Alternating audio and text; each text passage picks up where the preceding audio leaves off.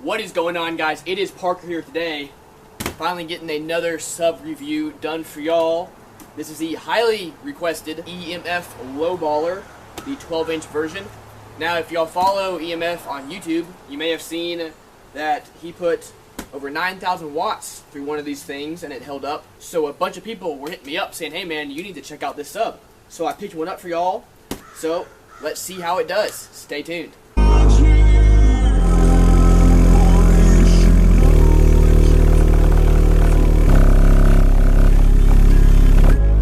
Start off with, take a look at the box, of course, emfcaraudio.com, Lowballer 12-inch. I got the dual 2 ohm version, so we will be running it at 1 ohm on my 3000 watt RMS amp.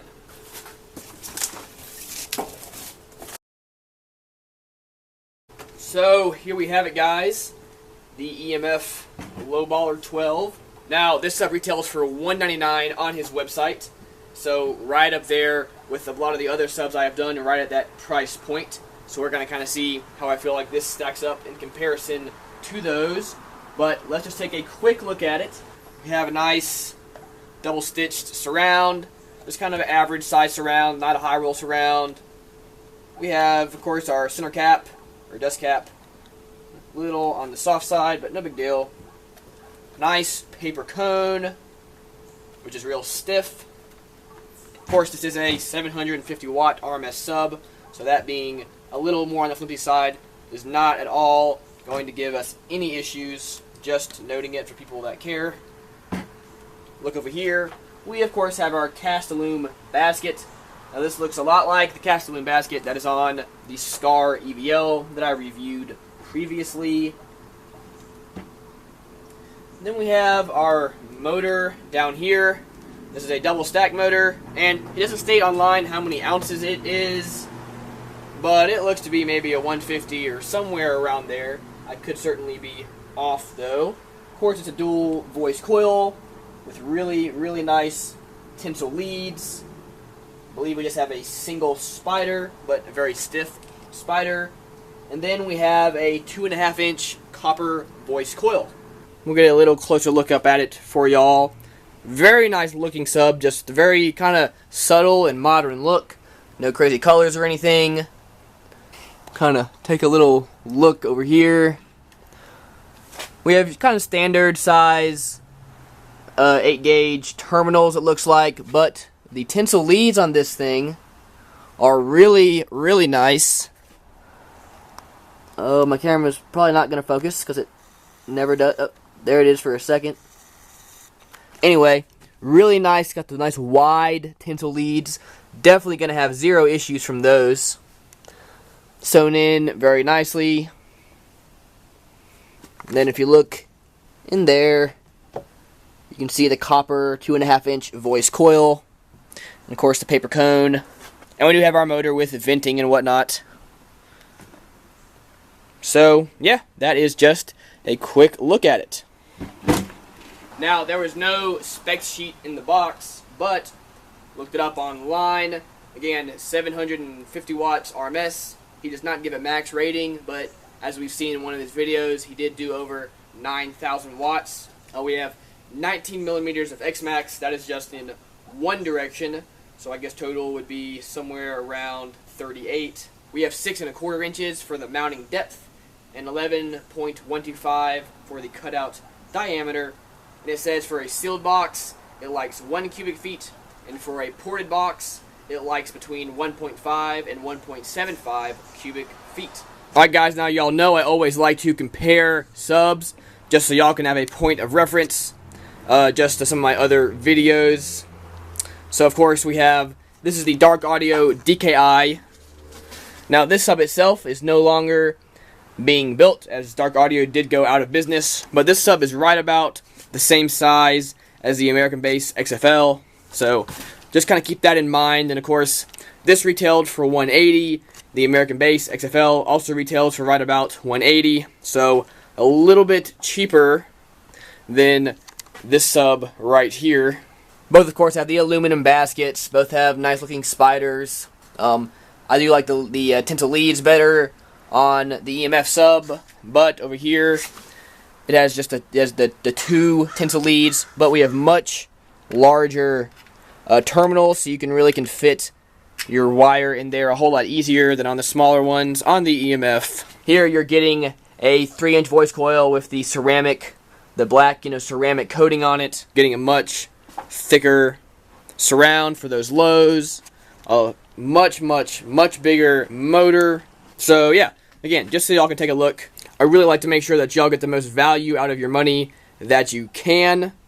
And just by looking over here, you can see that for $200, you definitely can get a whole lot bigger of a sub than this EMF. So yeah, just y'all definitely keep that in mind when you're looking at stuff. Again, not knocking EMF whatsoever. Looks like an absolutely great sub, but there are other things out there that I believe are a better deal. Well, what we really want to see though is how this thing performs. So we're going to throw it into my single box and really just kind of test it out and see how it does.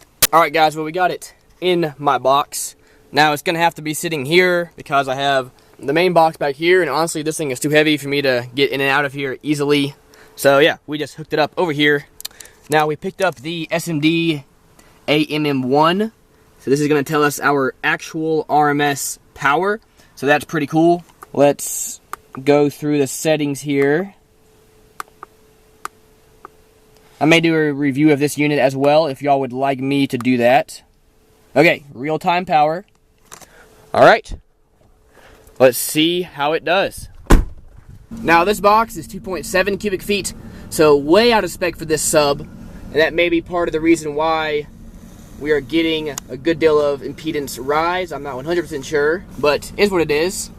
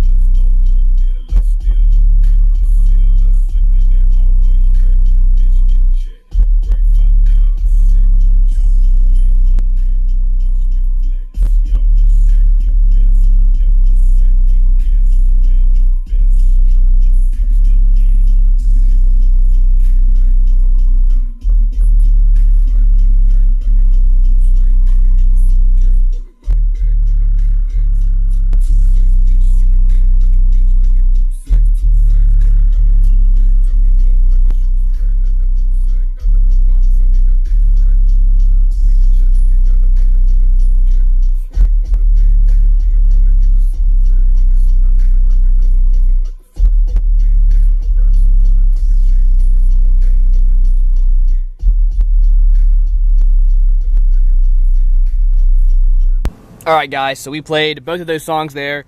That was a good probably 3 or 4 minutes of playing, and that was, definitely peaking at above this RMS rated power multiple times, especially in that last song. A good deal of it would just stay above the 750 watts. Now again, after playing it for that long, I did start to smell it just a little bit.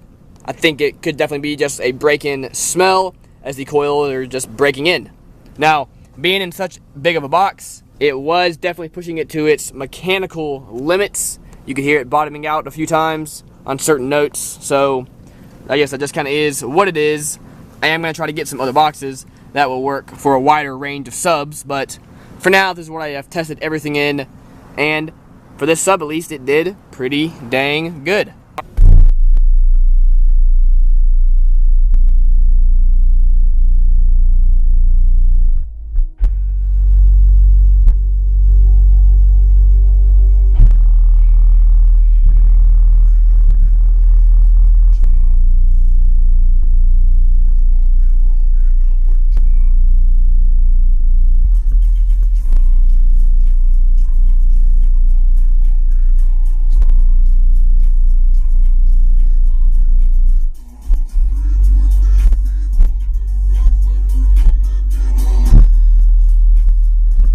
Alright guys, well y'all saw it. We had that thing well above 1,000 watts at many times, and it was staying really consistently in that 600 to 1,000 watt range, and this thing really just killed it. Again, smelled it a little bit, but again, we were going well over the RMS power, and it did great. Well, I'm thinking let's pull this out of the box and do a little bit of free air with it just so we can see it move and see how that affects the impedance and power that it sees.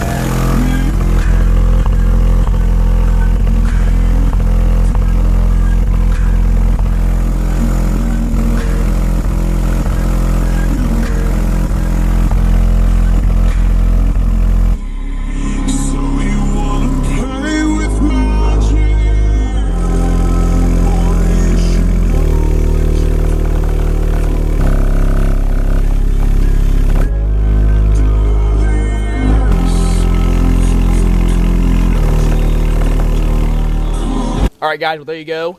That was the EMF Lowballer 12. Really, really great sub. And super excited about this little unit right here. Now this guy was $450, so that's a lot of money for me to drop, but I figured it would make the videos just that much better. So if y'all could just give me a like and leave a comment, that would really, really help out the channel a lot, so please do that. But anyway, you all saw it. We had this thing going crazy, well above its RMS rating, and it was doing great. It was killing it. So yeah, good job to EMF. Very well built sub. The quality on this thing is just absolutely incredible. Very, very happy with it. I do hope to be getting some other EMF subs at some point, but we will just have to wait and see what comes available. Alright guys, thank you all again so much. I hope you all enjoyed that. Final verdict is that great sub. Now, for the money, I do think, you know, some other subs, depending on what you're going for, again, are going to be better, just like that Dark Audio DKI, or maybe the American Bass XFL, if you're really wanting just a bigger, more powerful sub. That being said, if you're wanting something that the quality is just top-notch, and you know it's going to last you for absolutely forever, assuming you have it on clean power and rated power, this might be what y'all want to pick up. So let me know in the comments what you think. Would you pick this up, or would you want to stick with something that was just a bigger, beefier sub with, you know, a 3-inch voice coil or something like that, like the Dark Audio DKI or the American Bass XFL, or maybe even the Scar Audio EVL. Anyway guys, let me know. Thank y'all so much for watching. Please like, comment, and subscribe. More videos soon.